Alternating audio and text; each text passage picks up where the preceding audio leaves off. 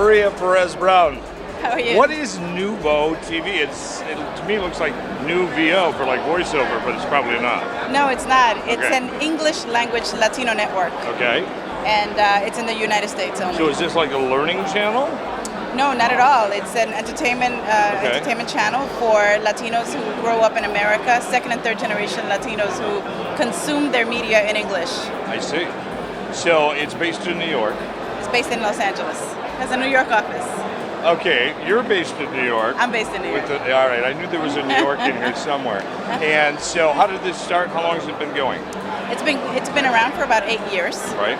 And it's a like I said, general entertainment network. And the reason it evolved was because the second and third generations Latinos who live in America don't see themselves reflected on television. Right. When you watch network television, it's very uniform, it's very white, it's very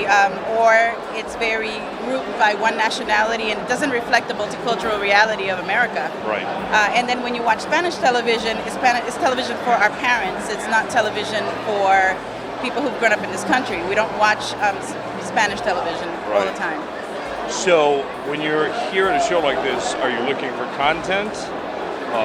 Or what is the purpose why you would come to a show like this? Both. You know, for me personally, I'm looking to see what the competition is doing. Right. I like to see the international aspects of the of programming right now. I like to see what's happening in multimedia.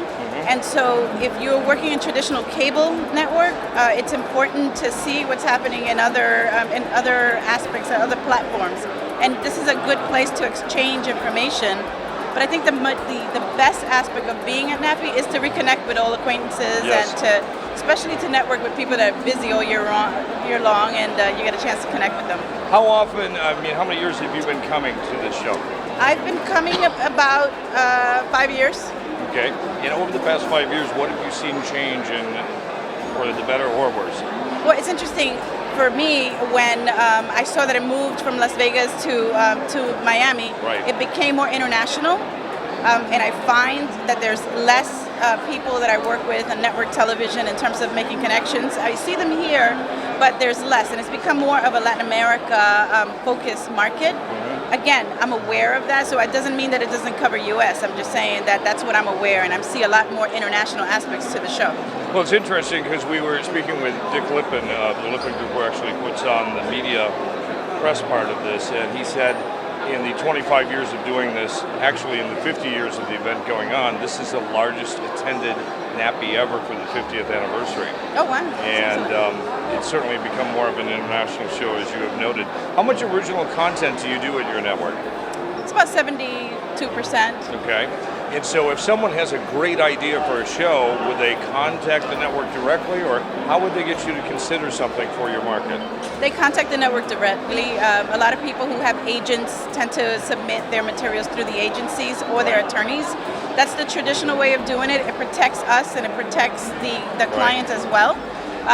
But we have bought shows where people just emailed us on our website and said, hey, I got a good idea. We look at it, we have them sign a release to make sure that, again, they're protected, we're protected. And we have taken pitches that we've bought shows strictly right off the website. Really? So somebody may have put a pitch through the website and you went, yeah, that's the one we're looking for? Well, we saw potential in it, right? So when you tend to submit something through the website, if you don't have experience, so it might be a person who has a good idea but doesn't have the experience to produce it themselves. Right. We may put that person and that good idea with an established production company, in which case we know that our money's secure and that the person has a learning curve. So we're not opposed to looking at things that come through unrepresented. How exciting for new talent. It is exciting for new talent. It's also hard for us, right? Because if you like an idea and the person doesn't have the ability to execute it, there goes your idea, there goes your investment. But it's good when you pair them together with experienced companies. And if the people are open to that, and I hope that they are open because they do learn. And so maybe your second show, you don't need to be paired with anyone. But I think that learning curve is good to be to have a godfather to sort of show you how to run the numbers. Or a godmother, whatever the case may be. So new media is now augmenting broadcast distribution. How's it impacting your audience?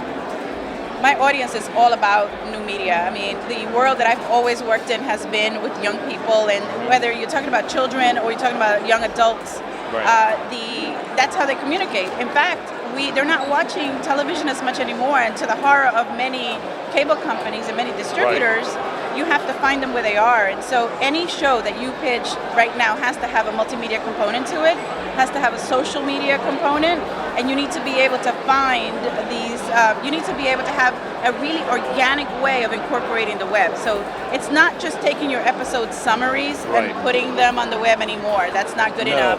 You have to be able to engage and communicate and use those platforms to further your stories and your shows.